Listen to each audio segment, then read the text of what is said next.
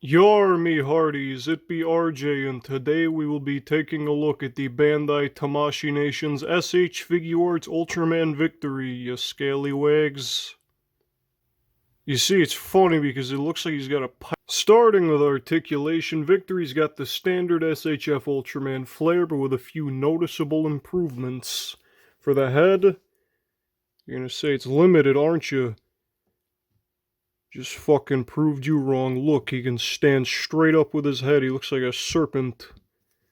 Ball joint for the neck. I just tore his arms off, but as you can see, he's got the butterfly hinge for his shoulders.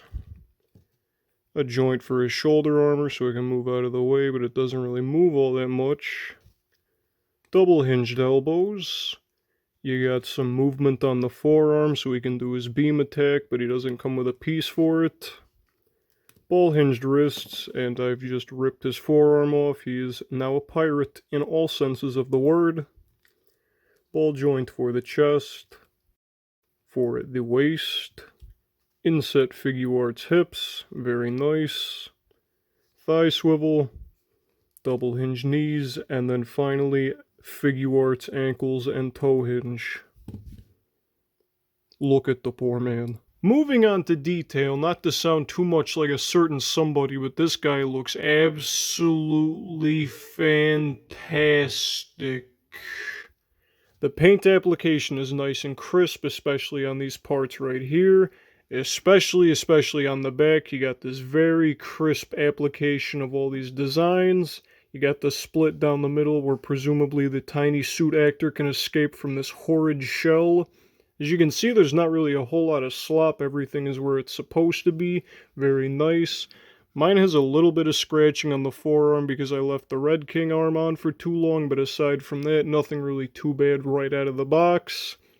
You got these creases by the hips to make it look more suit-like, and then you got the Zenshin crystals all throughout with some nice translucent yellow plastic. As you can see, they're on the forearms, the shins, and his beautiful pirate hat, so this guy just looks great in general. For accessories, Victory comes with a pair of fists out of the box, some dynamic splayed out hands, some flat hands for directing traffic, two holding hands for the Shepardon saber, which is very nice looking. You have his face and hands right there, very grim, and then the sword itself looks like it's made out of an ice cream, and it's got translucent plastic, and it just kind of slots into the hand like this. Pretty simple stuff. A red color timer, which just slots into the chest.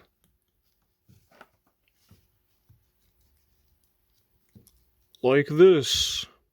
And then finally, for the ultimate and cool guy shit, as I fiddle with the box, the Ultraman's EX Red King arm, which looks cool as shit.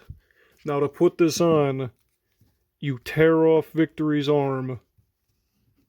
That's it. For packaging, no. So as you can see, there's the peg right here for where it slots in. I'm going to let you do the rest of the thinking on your own. I know this is going to be a very complicated process. And then you just kind of slot it in and it moves. Barely. I would not recommend trying to pose this figure without the feet for support if this is attached, because it's going to put a lot of stress on this joint right here. But it does look very cool. For packaging, Victory comes in this very striking black and yellow box with a picture of the suit on the left-hand side. We got an advertisement for the EX Red King knuckle, and then standard stuff on the back, just some promotional pictures. No bluefin sticker since I bought this from the mainland, as it were. But yeah, it looks pretty neat. For scaling, as you can see, Victory is the exact same size as all the other SH Figuarts Ultras, nothing too crazy here. But here he is with everything else, and the way he's posed, he looks like a manlet.